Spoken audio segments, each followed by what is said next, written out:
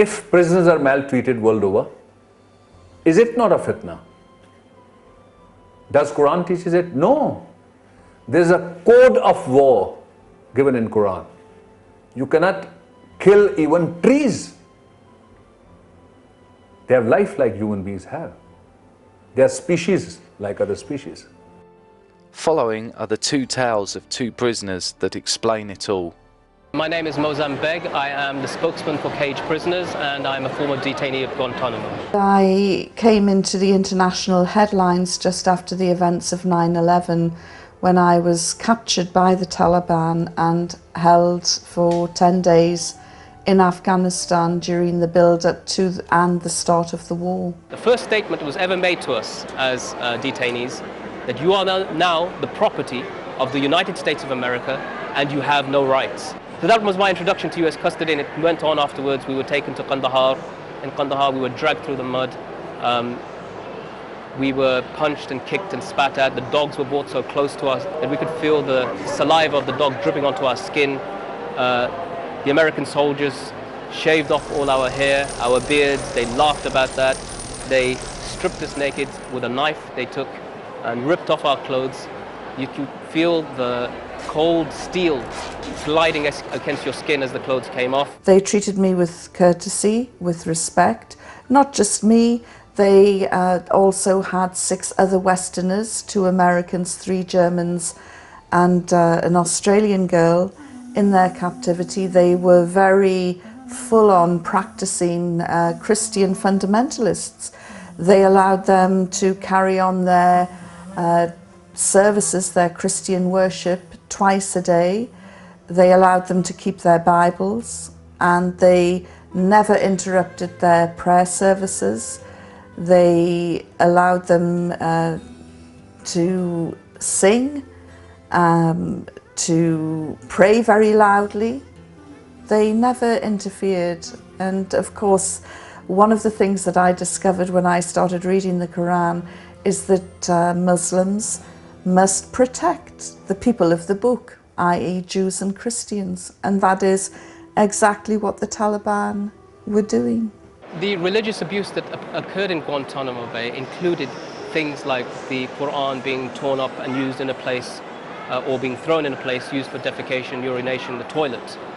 Also, I remember when they used to give us Qurans, but the way in which they sometimes gave us Qurans, they would throw them to us, or they would say, come and get your Quran, come and learn how to kill Americans, say things like this. It was derogatory. Sometimes they would say things about the Prophet Muhammad sallallahu alaihi wasallam, say that he's a terrorist and he's a murderer and he breeded this religion of murder and terrorism. Sometimes you would see inside the Quran they had written things, swear words, which I don't want to repeat, but very bad swear words inside the Quran before they hand it to you. On other occasions inside Bagram, I remember that one time there was somebody who was praying, a Pakistani guy was praying actually, and they had the time for the cell search, so everybody has to be taken to the back of the cell.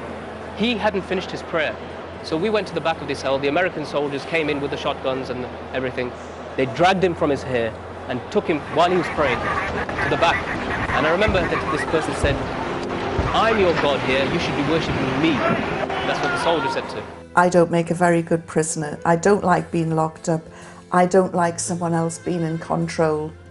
And it really turned me into a very aggressive, very rude, very defiant and obnoxious person. I went on hunger strike.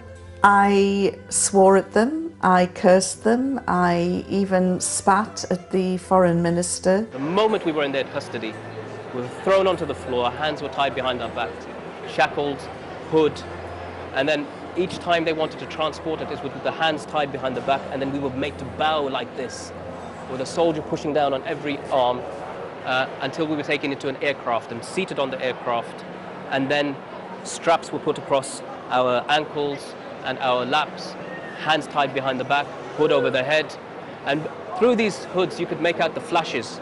They were taking trophy pictures, like they did in Abu Ghraib later. And I was seated next to some Arab man, and I'm an Arabic speaker, and over the sound and the screams of the other detainees and the roar of the engines and the screaming and shouting of the American soldiers, he said to me in Arabic, "Akhi, dakhala waqt as-salah, lazim an nusalli." He said, "My brother, the time for prayer has come. We have to pray." And I said, "You're the Imam, pray." So that's how I began my first prayer in US custody. My hands behind my back shackled and a hood. And he began reciting, Alhamdulillah Rabbil Alameen. And at that point, American soldier came over to me. He put a knife to my neck and he said, "If you speak again, I'll slice your neck." This was the bizarre thing. They were kind. They were very patient. They kept telling me, "You are our sister, you are our guest, we want you to be happy." And I thought, what's wrong with these guys? You know, they're supposed to be evil and brutal. What's going on? They took me into interrogation. And I was tied, my hands again behind my back, soldiers standing all around, CIA, FBI, military intelligence, guns pointed towards me. And they said to me, bringing a picture of my wife and children, "Where do you think they are? Do you think they're free? Do you think they're safe? What do you think we did with them? Do you think we would have let them alone? Where do you think these people are?" And at the same time, when they did this, in the next room there was a sound of a woman screaming. Screaming. And it was clear it was a Muslim woman because she was saying things that only Muslims would say. Ya Allah and so forth. And I've never been a hateful person in my life. I've never wanted to harm anybody, never wanted to kill anybody in my life. The actual capture and imprisonment led me on a spiritual journey to discover more about Islam. And that was started because I said to my captors, "If you let me go, I promise I'll read your Quran and I'll study Islam."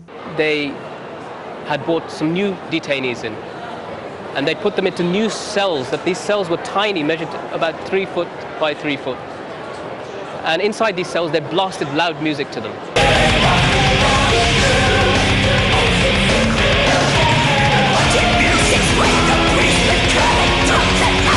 Loud music, continuously. And these were sometimes villagers from Afghanistan who don't know anything about this sort of thing. And so they wanted to disorient their senses. And one of these men was then brought into my cell and his hands were tied up over his head. And he had a number written on his back, like we all had numbers, and his number was 419. And after screaming and shouting for 2 days like this, in this position, he just dropped like that. And I thought something's seriously wrong with him. So the American soldiers then came along and they opened the gate and they undid his shackles. But as they were undoing his shackles, they started punching him in the ribs to make sure that he really is in this position. Then they threw him on the floor, put a knee into his back, a knee into his head, and shackled his hands, shackled his leg, put a hood over it and carried him upstairs. Was that when they tied him up again, he was still alive. But what happened is that every time the soldiers went past him, they kicked him in his leg. And they kicked him continuously because every time they kicked him, he said, "Allah, Allah." So that night he said, "Allah, Allah," more than 200 times. And his blood clotted and he died. I have just come back from Guantanamo Bay. I am making a documentary on the world's most notorious prison. But when I left Guantanamo Bay, I really thought, thank God I was captured by the most evil, brutal regime in the world and not by the Americans.